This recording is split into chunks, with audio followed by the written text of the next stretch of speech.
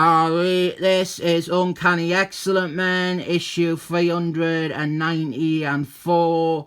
This is the first issue in Joe Kelly's run, which was alongside Van Morrison's more famous run. We have got great art from the Churchill dog. Oh yes, it's very good. This cover though, look, the whore, she's doing what she is best at, being a whore.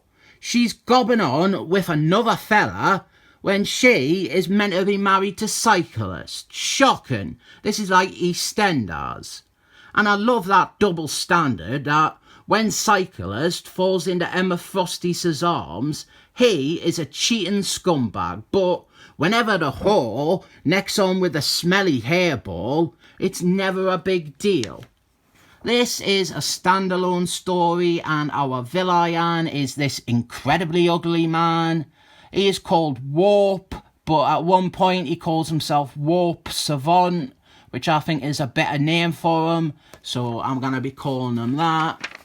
He is a mutie with some generic reality warping powers, and it is his birthday. He is turning 18 years old, and all he wants for his birthday, he wants to go and kill the Excellent Men.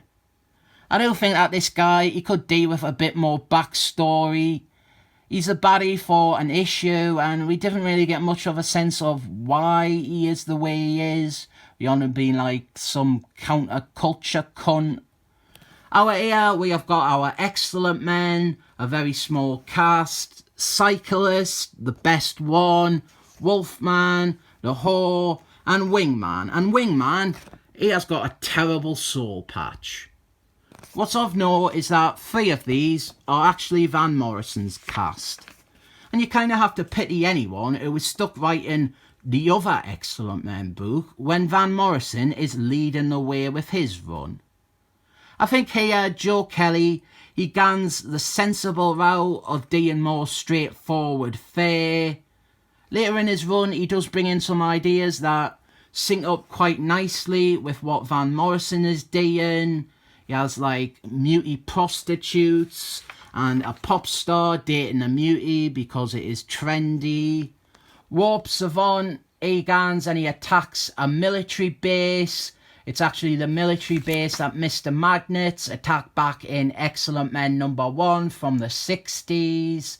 And Warp Savant, he uses his powers to disassemble an army general. The amount of fucking awful beards in this though. Then we are back at the Excellent Men school. We have got our team all together and they set off to stop Warp Savant. And straight away, the minute she is in a room without her husband, the whore, she starts trying to fuck Wolfman. She's a fucking terror. And if you had asked me to assume Warp Savant's musical taste, I probably would have said 9 Inch Nails, maybe Jane's Addiction, certainly not fucking Kiss. And then we have got our Excellent Men arriving. Wolfman, he jumps down from the sky, he gets ready to attack, but he doesn't even get a connect to the guy before Warp Savant just warps him out of existence. And of course, the whore, she's very upset because, well, who's she gonna fuck behind her husband's back now? So she attacks, and because she is also an idiot, she never stopped to think, hold on, if he can do that to Wolfman, he can just do the exact same thing to me straight away. So he warps the whore away, and now Wolfman and the whore, they are trapped in like another dimension sort of thing, one created by Warp Savant. Perfect chance for the whore to bang Wolfman behind her husband's back. While in the real world, Wingman, he shows up and he has got a really big gun. So now it is Wingman and Cyclist against Warp Savant, well, trying to find out what happened to their teammates and how they can save them. And when Warp Savant is hit with Wingman's really big gun, Wolfman and the whore, they are now suddenly transported to a child's bedroom and they are attacked by a monster who lives in the cupboard. They work out that they are in warp savants, metaphorical, metaphysical, in a subconscious brain hole. And if you give the whore a bed, she will definitely be fucking summer in a few seconds.